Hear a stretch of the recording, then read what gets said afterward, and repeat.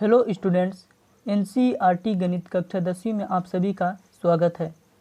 आज से हम लोग प्रश्नावली 1.1 को हल करेंगे। यदि आपने पहले दो उदाहरणों को देख लिया है तो ये प्रश्नावली आपको बहुत अच्छे से समझ में आएगा। तो इसमें सबसे पहला प्रश्न हम देखते हैं, जिसमें लिखा है कि निम्नलिखित संख्याओं का एचसीएफ ज्ञात करने के लिए यूक्लिड विभाजन एल्गोरिथ्म का प्रयोग कीजिए। तो इसमें हमें 3 प्रश्न दिए गए हैं जिनका हमें एचसीएफ ज्ञात करना है। तो किस विधि से? तो यूक्लिड विभाजन एल्गोरिथ्म का प्रयोग करके। तो इस वीडियो में हम पहले प्रश्न को हल करेंगे। तो ये रहा पहला प्रश्न, 135 और 225, जिसका हमें एचसीएफ ज्ञात करना है। तो एचसीएफ ज्ञात करने के लिए हम यूक्लिड विभाजन एल्गोरिथ्म का प्रयोग करेंगे। तो उसके लिए सबसे पहले हमें प्रमेयिका लगाना होगा। तो प्रमेयिका का ये कॉमन सूत्र था, मैंने आपको इंट्रो वीडियो में भी बताया था कि a बराबर बी क्यू प्लस आर, यानी कि भाज्य बराबर भाजक गुने भागफल प्लस शेषफल। तो आइए इसे हल करते हैं। तो इस तरफ हम प्रमेयिका लगाएंगे और इसमें रफ कार्य करेंगे, यानी कि विभाजन की प्रक्रिया। तो सबसे पहले हम इन प्रश्नों को ही लिख देते हैं, जिसमें बड़ा संख्या जो है वो है 225। तो 225 की तरफ बड़ा के चिन्ह कर देना है। जो संख्या बड़ा होगी उस तरफ ये मुख खुलेगा और जिधर कॉर्नर है वो छोटी संख्या है। तो 225 बड़ा है किससे? तो 135 से। तो अब हमें भाग देना है, 135 को भाग देना है, 135 से भाग देना है 225 में। तो आइए इसे भाग देते हैं। तो इस प्रकार से आपको भाग का चिन्ह बनाना है और जो बड़ी संख्या है उसे बीच में लिखना है 225, और इसका भाग देना है 135 से। तो 135 में ये एक बार में जाएगा, तो 135 से कम 135, और फिर इसे घटा देंगे।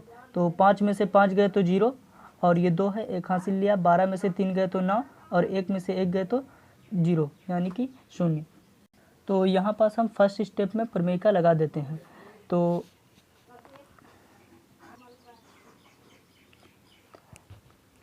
तो फर्स्ट स्टेप होगा 225 बराबर, यानी कि भाज्य बराबर भाजक गुने भागफल। तो भाजक 135 था और भागफल 1, और प्लस शेषफल जो है वो 90 है। तो जब तक शेषफल 0 नहीं आ जाता हमें ये विभाजन की प्रक्रिया निरंतर जारी रखनी होगी। तो यहाँ पास लिख देंगे कि जहाँ शेषफल जो है वो 0 के बराबर नहीं है। यदि आपने इसका उदाहरण देख लिया है तो ये आपको बहुत अच्छे से समझ में आएगा।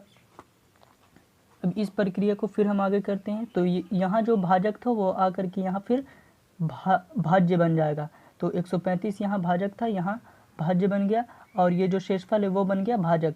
तो अब 90 का हम इसमें भाग देंगे, तो एक बार में जाएगा 90 एकम 90, और फिर इसे हम घटा देंगे, 45 आया। तो फिर से वही प्रमेयिका लगाना है, 135 बराबर 90 गुणित 1,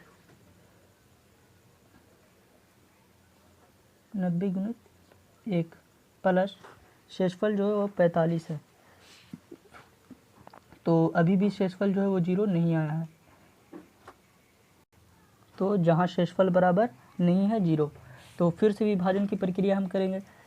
तो इस बार बताइए कि भाज्य कौन बनेगा? तो भाज्य जो है ये जो पहले भाजक था वो भाज्य बन जाएगा। तो यहाँ पास 90, तो 90 का हम इसमें भाग देंगे, तो 2 बार में जाएगा, 45 दूना 90, और ये जो हमारा शेषफल अब 0 आ चुका है। तो थर्ड स्टेप में होगा 90 बराबर 45 गुणित 2 प्लस 0। तो जहाँ शेषफल जो है, तो जहाँ शेषफल बराबर 0 है, तो अब जो हमारा शेषफल है वो 0 आ चुका है। तो लास्ट का जो भाजक होता है वही जो है क्या होता है? एचसीएफ होता है।